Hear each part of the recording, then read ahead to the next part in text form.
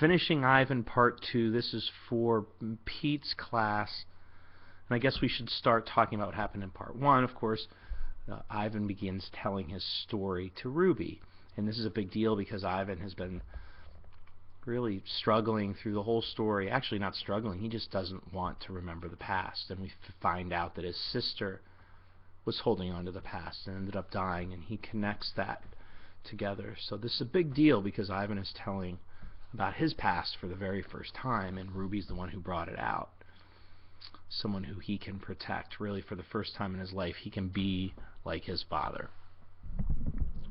Part 2. The Temporary Human, page 130, if you're reading at home. It was Mac who pried open that crate. Mac who bought me, and Mac who raised me like a human baby. I wore diapers, I drank from a bottle, I slept in human beds, sat in human chairs, listened while human words swarmed around me like angry bees. Simile. Mac had a wife back then. Helen was quick to laugh, but quick to anger too, especially when I broke something, which was often.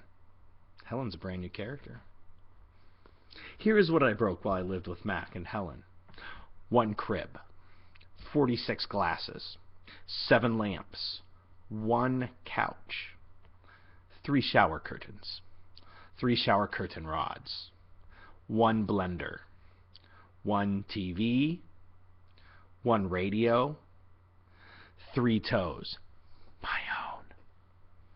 I broke the blender when I squeezed 2 tubes of toothpaste and a bottle of glue into it.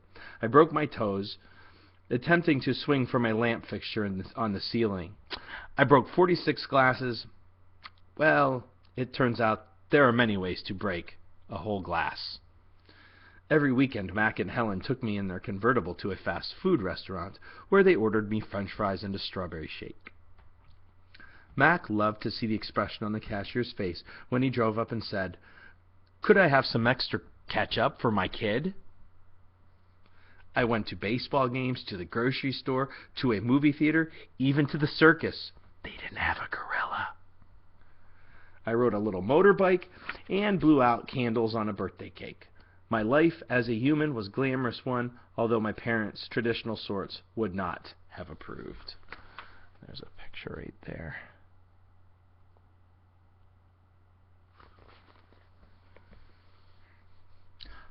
Hunger.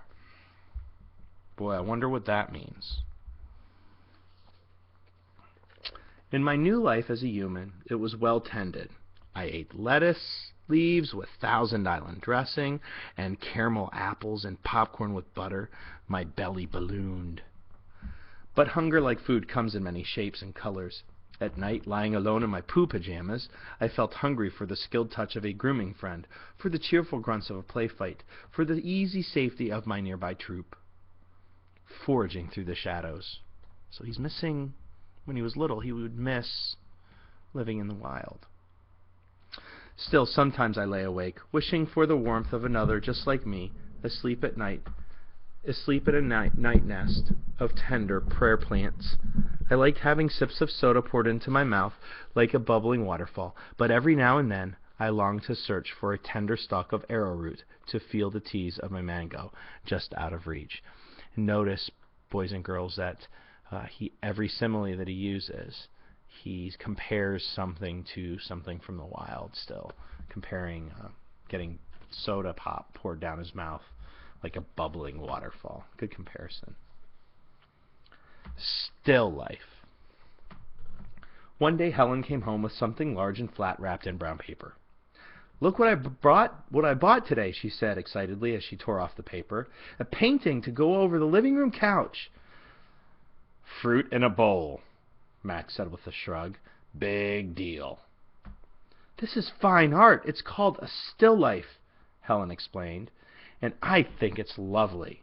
I dashed over to examine the painting, marveling at the colors and shapes. This is Ivan's first chance to see real art. So Helen's the one who kind of brought the picture that got him interested. "See," said Mac's wife, "Ivan likes it."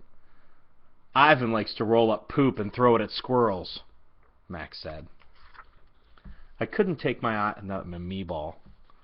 I couldn't take my eyes off the apples and bananas and grapes in the picture. They looked so real, so inviting, so edible.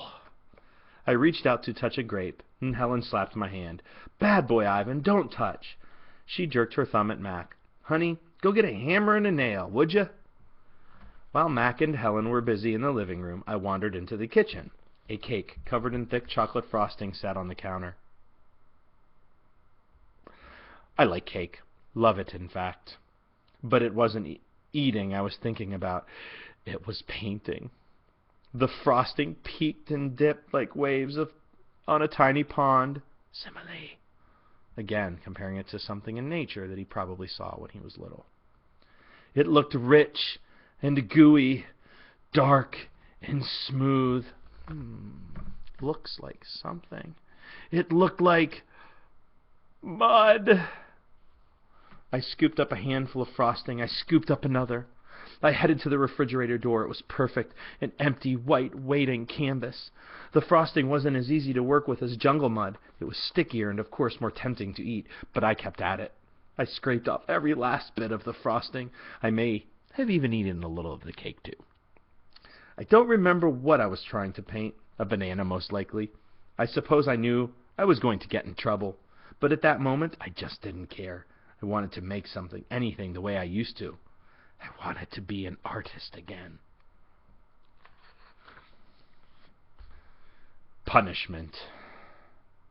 I soon learned that humans can screech even louder than monkeys. After that, I was never allowed in the kitchen. Babies. Back in those days, the Big Top Mall was smaller. It had a pony ride, a wooden train that bustled around the parking lot, a few bedraggled parrots, and a surly spider monkey. But when Mac bought me, a baby gorilla dressed in a crisp tuxedo, to the mall, everything changed. People came from far and wide to have their pictures taken with me.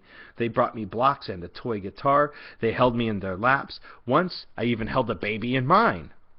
She was small and slippery. Bubbles flowed from her lips. She squeezed my fingers. Her rear was puffy with padding. Her legs bowed like bent twigs. Simile. Again, comparing it to nature. I made a face. She made a face. I grunted. She grunted. I was so afraid she would fall that I squeezed her tightly, and her mother yanked her away. I wonder if my mother ever worried about dropping us. We always held on, but that's easier to do when your mother is furry. Human babies are an ugly lot, but their eyes are like our babies' eyes, too big for their faces and for the world. And I'm going to stop right there, part 2, and on to the next.